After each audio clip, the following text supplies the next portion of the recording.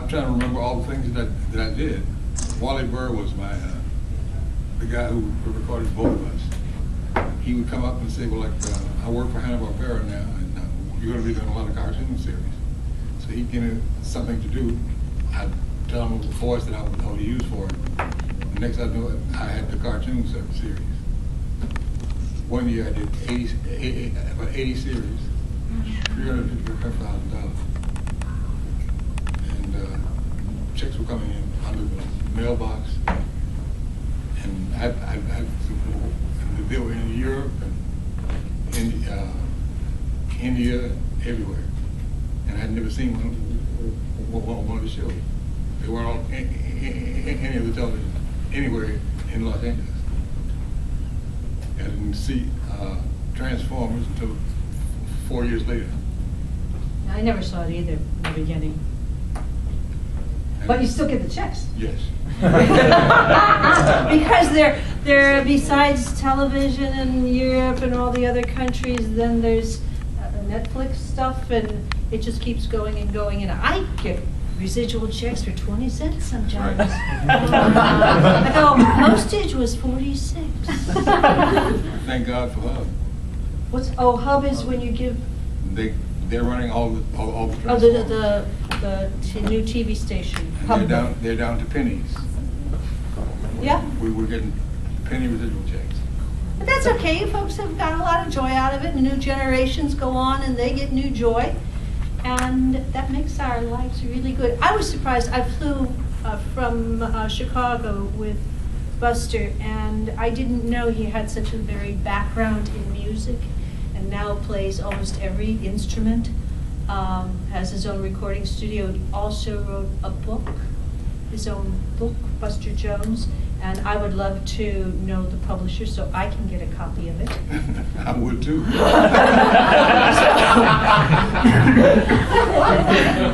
So if you have any publishing ins and outs, we sure would like to know about it so we can move that along. She's being facetious, but it's really hard to get anything done that lasts. You know, they just, everybody tells you you can get somebody to do this. Oh, where do I find them? If they don't know where you find them. Then when you call somebody, they say, well, we'll take it for about $3,500 a copy. I don't want to do that. I want to make some money. I don't want to give you some money. You know, so it's just, it's a rat race. Has anybody here published? Have anybody written anything? My dad was published. Good, in what area? Yeah, poetry. Beautiful. Yeah. Wow. So he knows the book and stuff. It was published in a whole big book of poetry. So he's one of like 1,000 authors or something. So it's not, you don't know anything about the publishing and the things. Well, that's okay. It's just a question if anybody's had anything published. I worked on the radio for almost 20 years, doing rock and roll, jazz, just radio, period. But you can't find anywhere where I can make any money for it. The station would pay me sometimes. Then you get another job, you get fired, you go to another job. You could go to Washington, D.C. and get a license so you could work on the radio. But you have to move to another station who was in a town that wasn't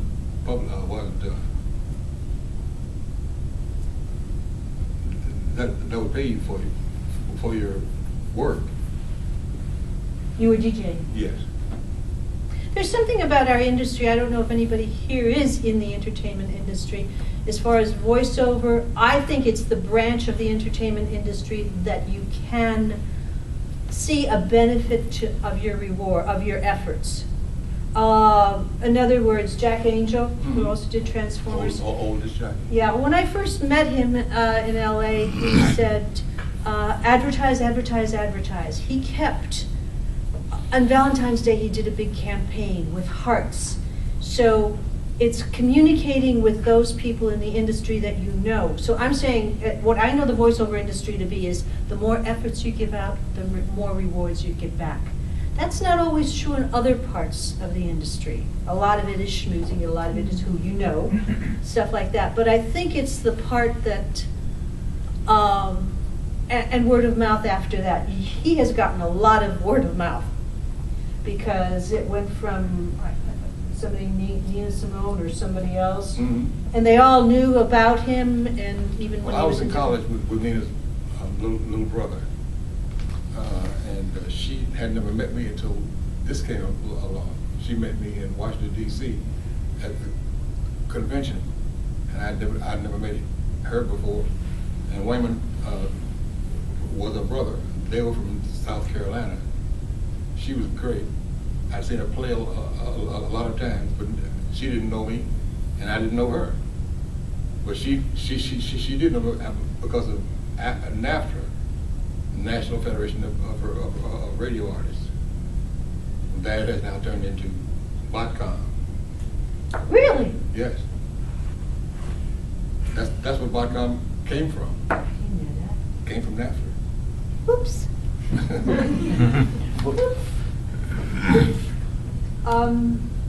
He's going to look over his notes, and I'm going to tell you my short history for my short age. Well, when I came to Los Angeles, I came to work for KGFJ as a disc jockey, and I started getting work to do cartoons from Hanna-Barbera. They would call me in, and Wally Burr would call me in and audition me for certain voices. And I don't know how many voices. Some guy was asking me a few minutes ago about certain voices. I said, I did that. And then after I came back from BotCom last year with Rose, some guy sent me a letter of cartoons that I had done. I didn't even know I had done, but they had been on in the East Coast, and I had done a lot of voices, and I didn't even realize they would give me a copy and say, "You're going to be the airline pilot." I'd do that, never see it, till 5 years later. It would be in a cartoon somewhere, but I was getting checks. So when I lived in a little house in North Hollywood, I made a recording studio out of it because I wanted to do my music. And there would be checks under the mailbox, on top of the mailbox, around the back of the mailbox. The addresses? Oh, no. No, that came later. Anyway, but I mean, it was just part of the business, you know, and I had no idea what it was. I was an old musician, and I came off the road because I was having trouble with my knees and with my elbows. I was just getting older, and I couldn't use the drums anymore. I was just being in pain. I played a rock and roll gig, and about 4 o'clock in the morning, I couldn't move. Couldn't even hit the cymbals, you know. So I said, well, I'm gonna have to come off the road and try something else. So I started talking to Wally Burr, and every time he'd get a cartoon in, he'd call me up and say, well, can you play this? Can you do this? Sure I can. I don't know whether I could or not, but I wouldn't tell him no. I'd go try it first. And he hired me for everything. I have a question to ask you, Okay. because you're all musical. In some voiceover classes that I've had in the past, you can say the copy, read the copy, or even when you're recording, then they'll play some music under it, and it changes your read completely. Yes. So my question to him is, when you were doing the voices, did you hear any particular sounds, rhythms, music behind you? Sometimes I did, and sometimes I didn't. It was according to who the producer was. I don't mean them doing the music, No, I mean- you yourself. Wally Burr started doing cartoons, and he bought 3 studios. Sometimes we would do it with music, sometimes we would do it just voice, sometimes it would be 2 of us, sometimes it would be me and Mel Blanc. But Mel Blanc was busy doing Bugs Bunny, Daffy Duck, and he was getting older and older, and he couldn't, and like I heard something on the radio the other day that one of the cartoon guys that I work with is having trouble with his voice, and his wife has prohibited anybody from coming to his house. The case of what's his name? Is it Casey? Yeah, Casey. And he's a great guy, but he had a speech impediment. He couldn't say certain words that started with S, He couldn't. Those are all the cuss enunciate. words. He couldn't. He just couldn't. He couldn't say them anymore. He just couldn't enunciate. He just couldn't do it. And it would worry him. You know, he'd stop for just a moment and try to, you know, contain himself. And eventually he would come up with it. You know, but he was a great voice act. I never knew how to do voice work until I listened to these people. Who were talking about, what was the guy's name?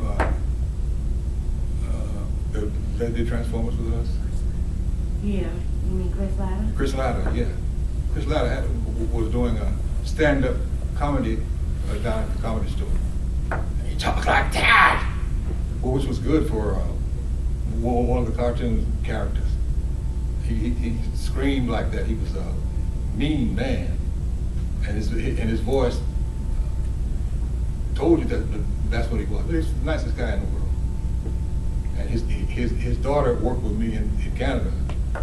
She had a baby, and something happened with one of the cartoon characters that I did was I had to do an English accent with a real rough voice, and I couldn't do that. But Wally Burr found a machine that would make me do that.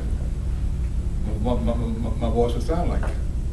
At the last cartoon we did in Houston, Texas, Dallas, they on the cartoon on the copy was I had to come out and do this voice.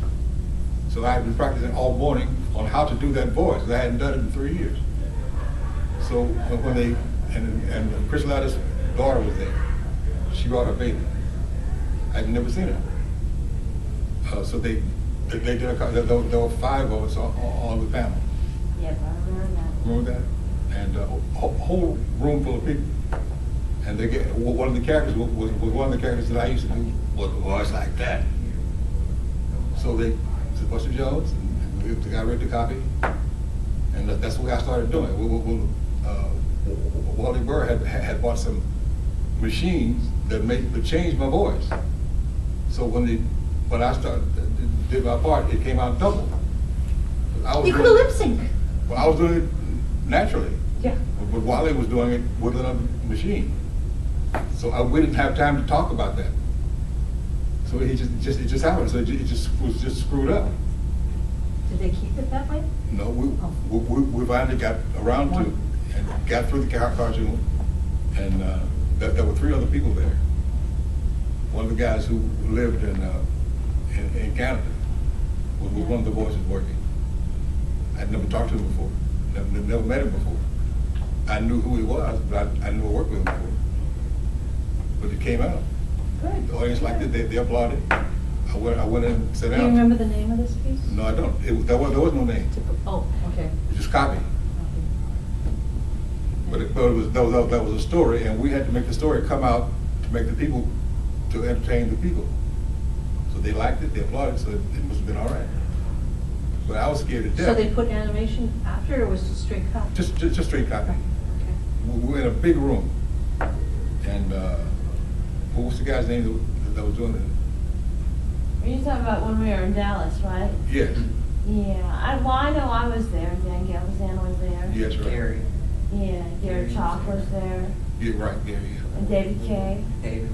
Yes, right. Yeah, there was a bunch of them. Yeah, because I was sitting in the front row to help Yes, them out, you were. getting water and everything. That's right.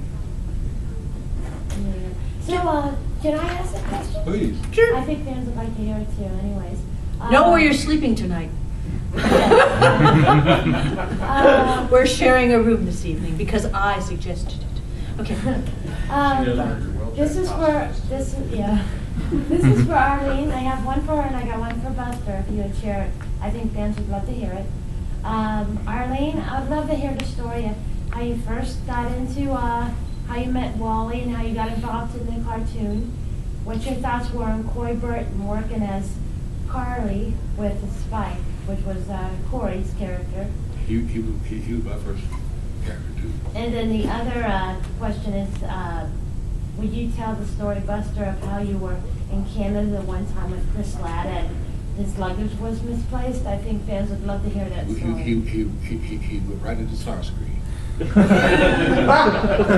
Because he had to go to in Canada, he had to go to a confab, and there was a whole lot of people in the audience, and they lost all of his clothes. So Chris went, "What? You lost my clothes?" You know, and he just, and I had to go to another studio where a guy who I worked with in Washington D.C. as a disc jockey wanted to talk to me because he had bought a station, and I don't know what happened to Chris. Chris died after that. I never saw him again. But when I left, he was screaming at this guy who had lost his clothes. I mean, and Chris could scream. Starscream was one of his main characters. And he was dead into this guy's stuff. You know, just, "Man, you lost my clothes. What's wrong with you? Are you crazy? Don't you know I have to do a program in 5 minutes?" You know, and I've never even seen this studio or these people. And the lady who was doing the cartoon, I don't remember her name, but she got put in jail. That's why she moved to Canada. Why did she get put in jail? I have no idea, because it was being, whatever she was in trouble with, somebody brought it up. And I think she was just a nice lady who was just in the wrong place, you know. There's a song like that. And So- she, huh? No, I was going to ask Carly a question, but go on. Carly, Arlene. No, she, and I never knew what happened, but Kristen and I were hired to come there and do some parts of Transformers, because she had lost her studio in Hollywood. And something had happened where she was it was against the law to do whatever she was doing. I thought she was just a nice lady, you know. You know? What do you think of me? I mean, I worked with her. Nice lady. She gave me about 4 or 5 cartoon series, whole series. I was making thousands of dollars, and I only met her Yeah, she was twice. a nice lady. I only met her twice. But something had come up in the law that she couldn't do whatever she was doing. But in order for her to fight it, she had to go to jail. And I came back home. And back then, you weren't being paid in Canada the same kind of money you were being paid in Los Angeles, because we had a union.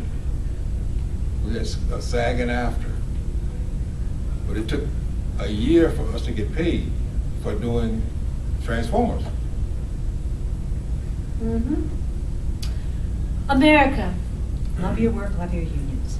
But I mean, back then, I had just started doing cartoons, and Chris and what was the other guy's name that worked with the big black guy? Oh, you're talking about Arthur Burkhart. Arthur yeah. Burkhart.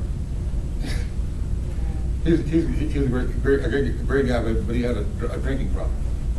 I don't think he had a problem. It was just that he started doing that, because when I first started doing radio, I had a drinking problem too, because I couldn't work at 4 o'clock in the morning, get up and do something else as an actor at 6 o'clock in the early morning. So I had to drink so I could sleep. Well, yeah, drinking, what it does is it makes your sleeping time smaller. So you wake up, so you're working till 4 in the morning, and then you get up at 6, so that shortened time. Alcohol does that. I just had to fix it. Good. And somebody told me, just take a drink. Next thing I knew, I was an alcoholic. Ooh. I was. And I had to figure, now I had to fix that too. So, everything has its drawbacks, you know. You can fix one thing, and your body can only do so much. It only takes so much. While you think you're going to fix this, it might not. It might make it worse. Then you're screwed up, but you don't have a job.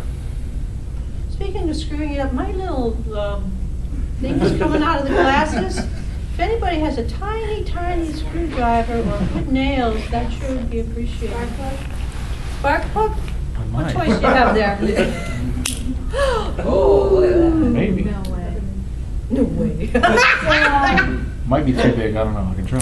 So Arlene, how did you first get into Transformers? I know you told me before about how you met Wally and how he asked you to join in Transformers. You know, is this the same? Because this is what my memory is today, and it changes. So I hope it's the same. What year was it that we did Transformers? I don't know. It was probably around, you were doing this around 84. 84, 85, okay. Yeah. I'm going to go backwards a little bit. I started out in Chicago. I was Miss Chicago in 19, whatever that was.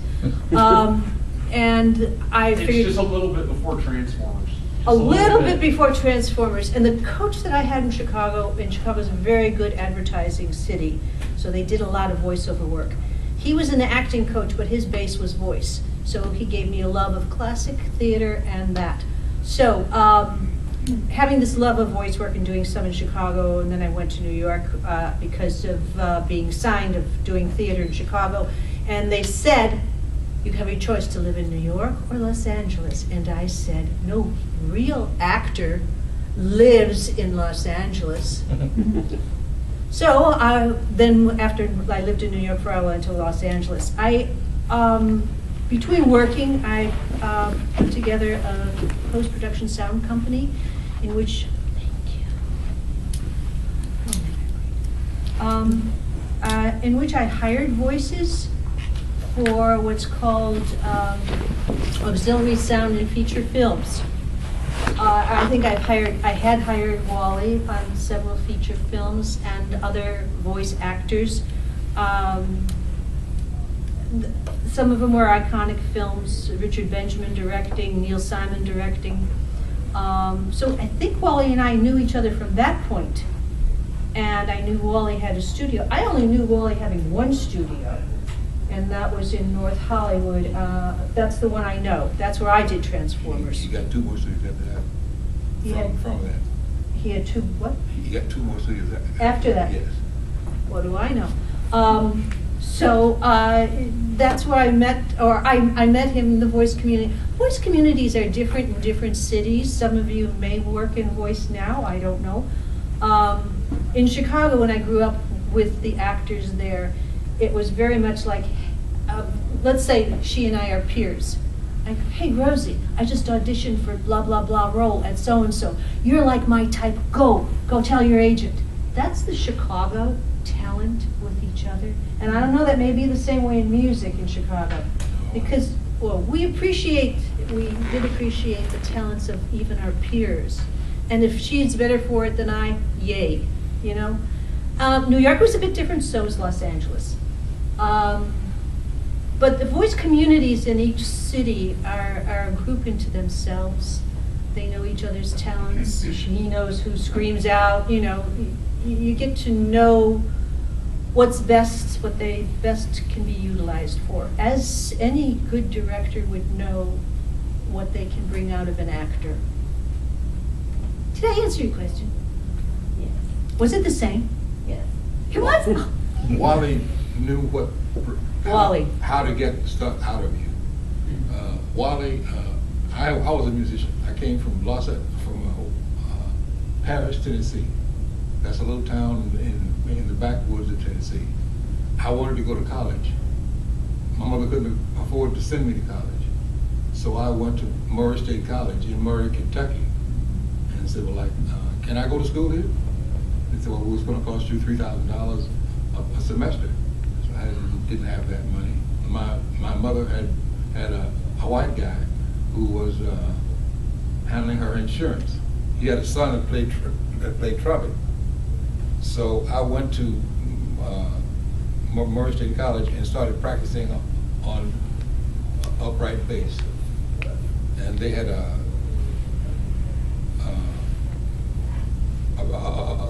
5 Mu Alpha band. You had to join the 5 Mu Alpha. That meant you had to go to learn how to be a soldier and go to Fort Campbell one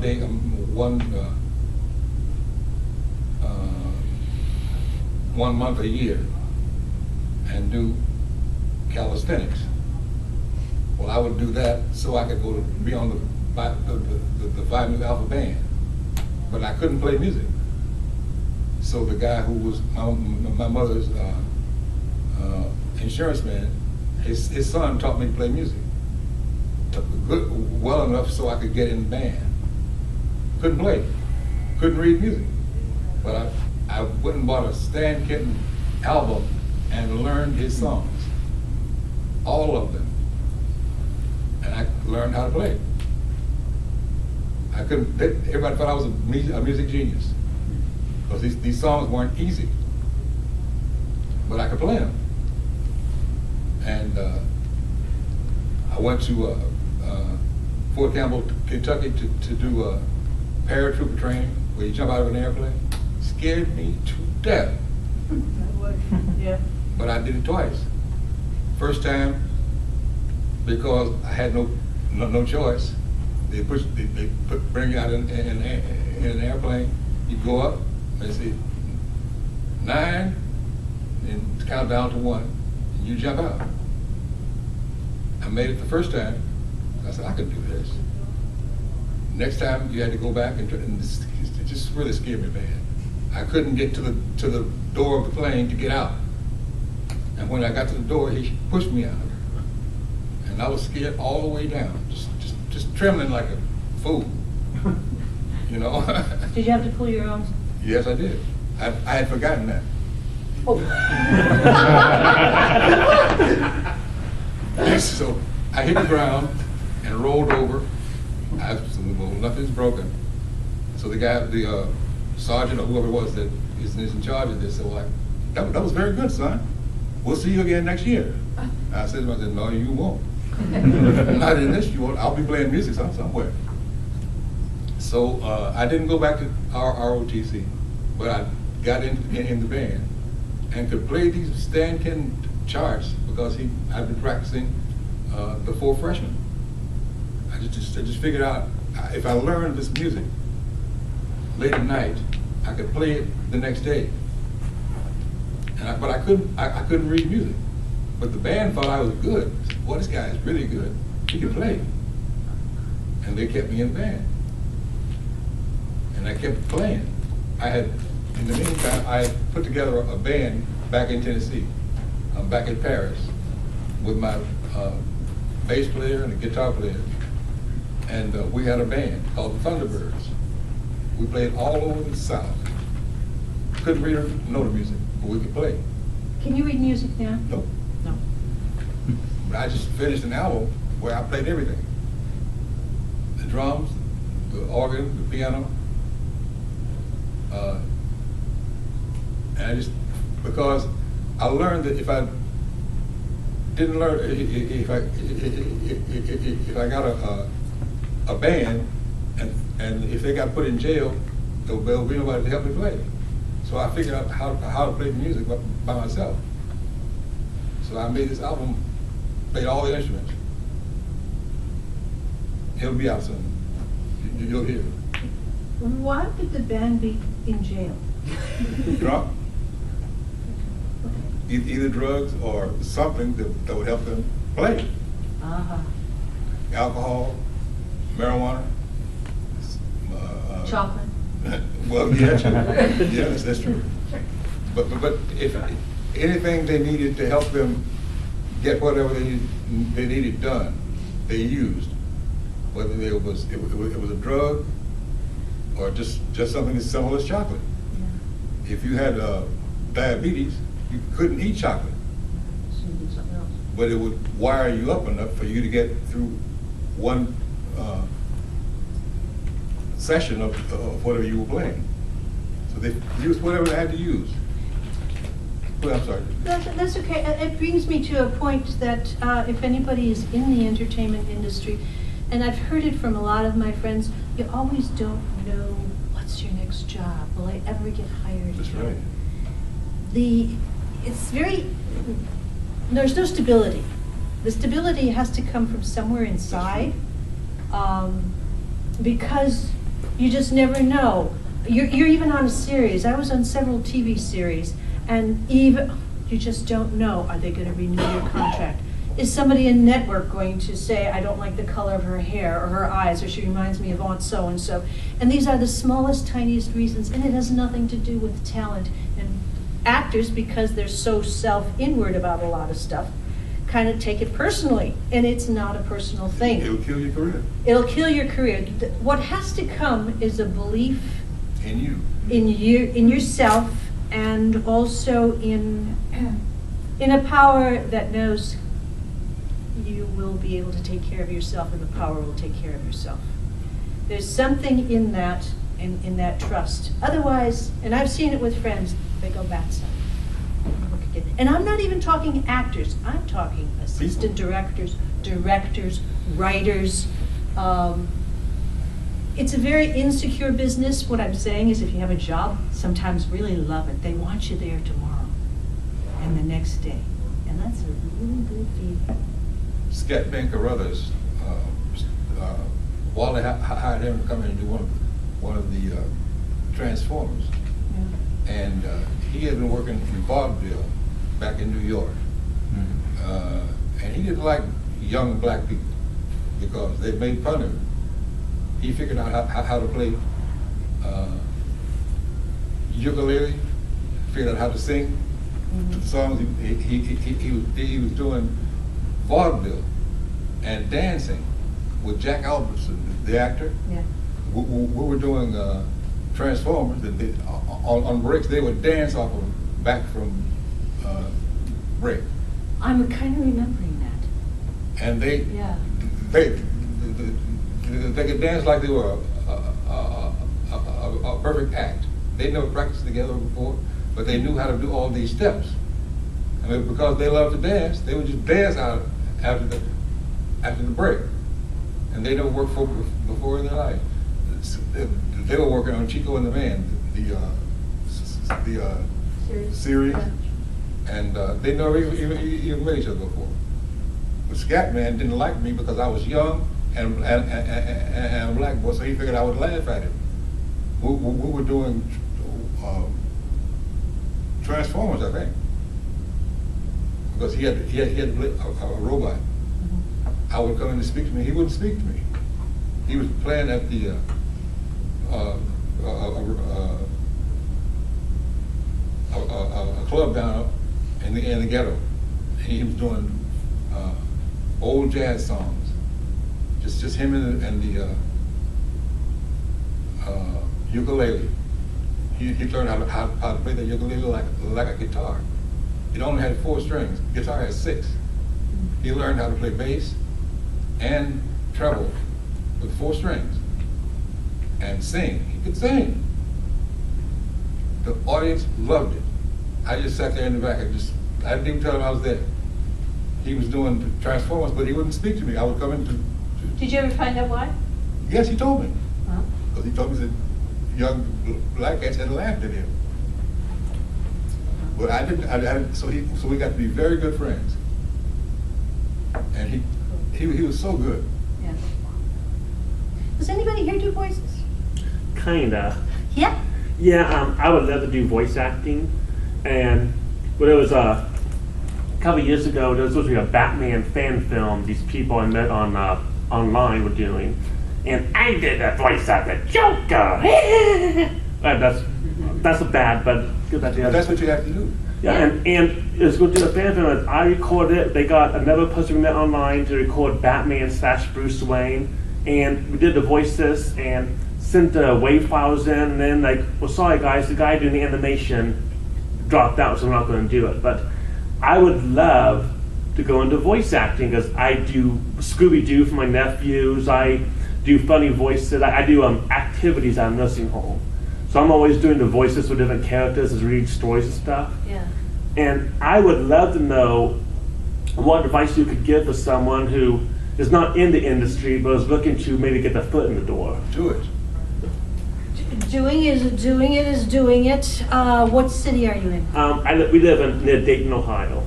Dayton has voice community? I Does don't it know. have advertising? Find I out. don't know. Find out. Find out. If not, move.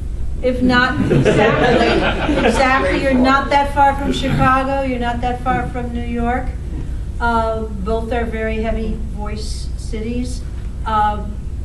Get in a voice community, find a voice classes. Whoever is holding the class knows somewhat of what's going on in the industry in the city.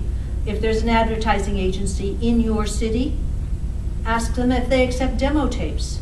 Okay. Know your bread and butter voice. Your bread and butter voice is the one you speak with.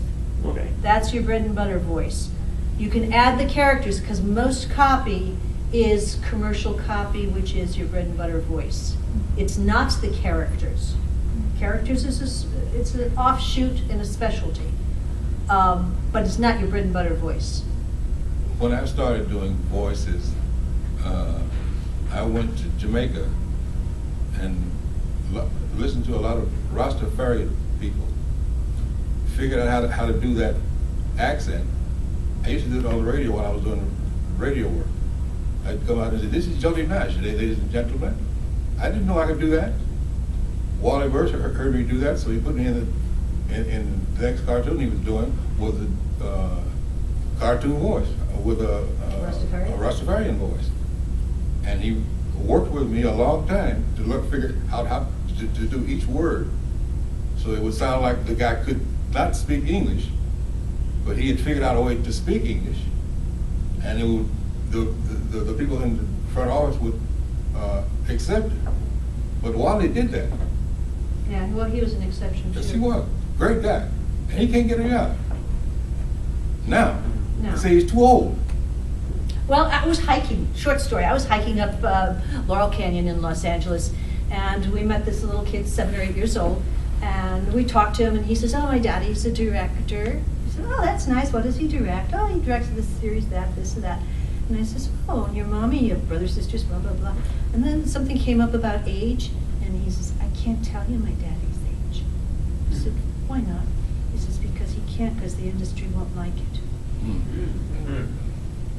And that's truer than you know.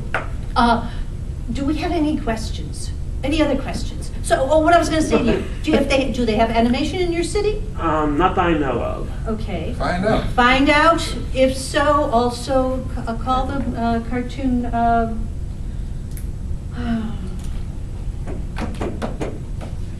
Ask if they accept demo tapes. Make yourself a demo tape. Do a demo tape with another character. Your bread and butter voice, do it with another person. Do it a double voice. Do it with music behind it. Do a donut, which is having the music, your voice in the middle, the music, the beginning and the end. Play with all of this. Demo tapes now are just a few seconds of each thing. Okay. It's not when we were doing spots that were 15, 30, and 60 seconds. Nobody sits through that. That's right. They listen to the first few seconds. If they don't like it, That's enough. they're not going to run the rest of the tape. No, we can't use them. No one will use it. So you got to catch them right in the beginning.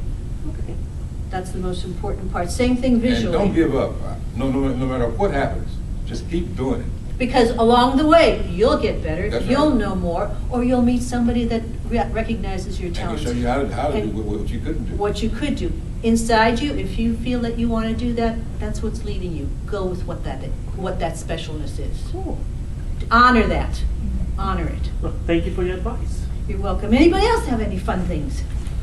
With your careers thus far, is there something that you really hold true to yourself, say that was one of my favorite jobs, that was my favorite character, that was my favorite show? You know, is there a personality or a character that you portray that really sticks out in your mind and says, that was it, that was a great, role for me? As an actor, a 2-character theater piece that I did. I don't even remember the play's name, and the guy I did it with was the guy from Ironsides. Wally Burr? No, tall Raymond, guy. Raymond Burr? What? Was it Raymond Burr? No, it wasn't Raymond Burr. For Ironside. Anyway, because it was a 2-character show and you had to have that audience for 3 hours.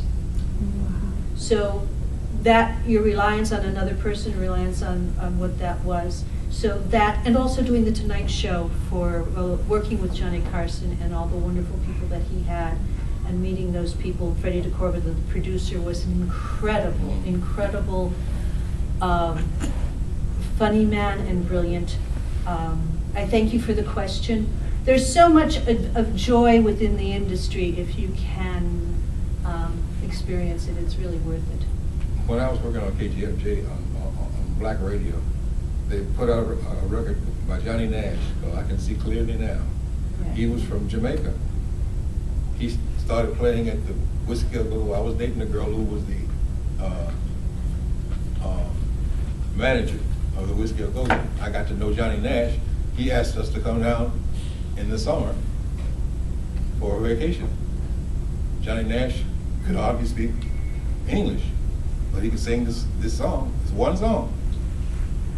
And he went out and bought a leather suit and premiered at the Whiskey. He had one hit. He never ever had another hit. He moved back to Jamaica and invited us to come down. There was a band called Brian Lee and the Dragonaires. They were so good. Johnny could sing their whole routine. I came back to Los Angeles working on KGFJ radio. When I would play Johnny Nash's song, I would do it in a Jamaican voice. Mm-hmm.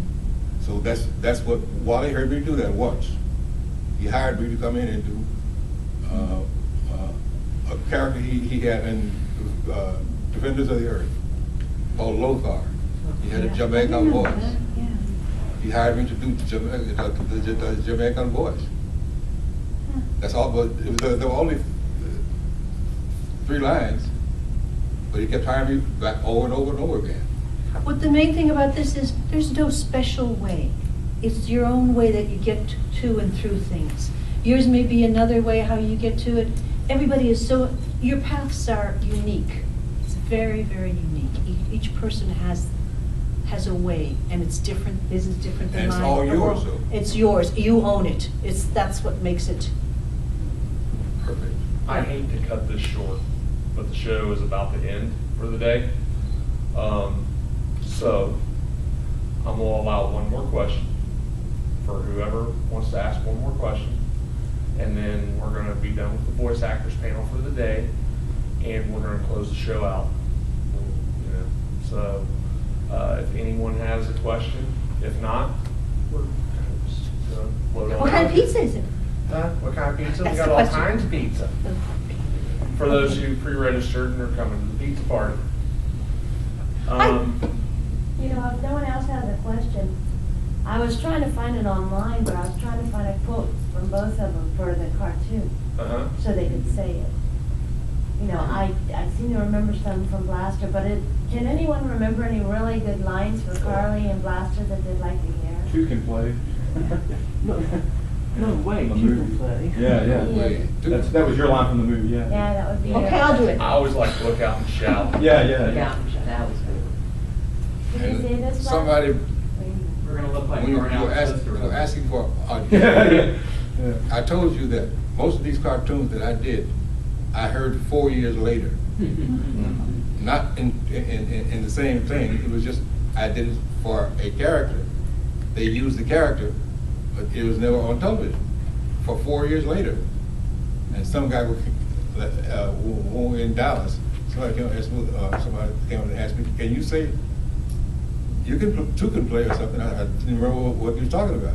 Say it again so he can do 2 it. can play is he's talking to Soundwave. Soundwave's ejecting all these tapes, and so Blaster didn't have cassettes until after the movie. I remember that character now because I seen it after we had done the thing in Dallas.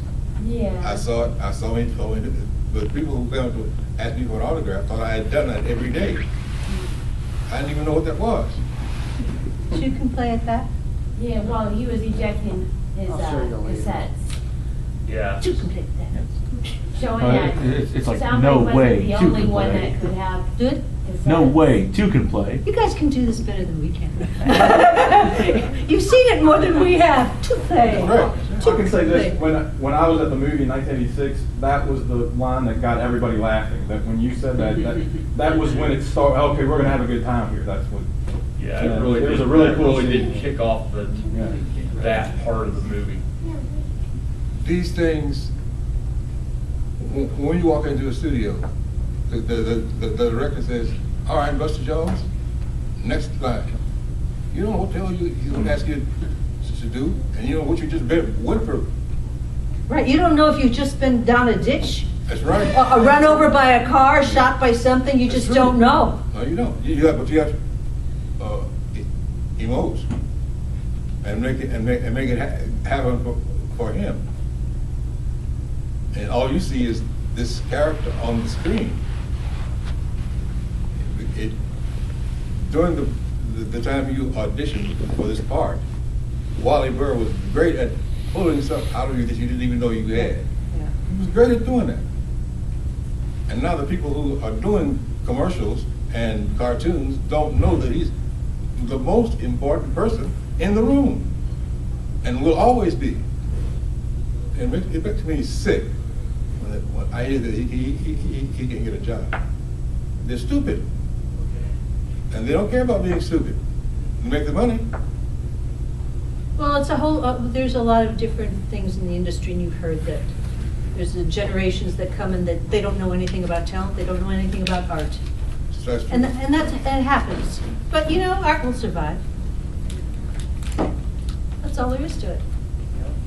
So anyway, is that about it, guys?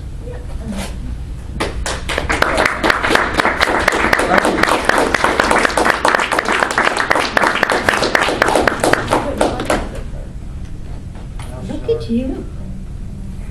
Sparkplug was recording the whole thing. Yep. When my basement floods, can I wear your boots? Thank you.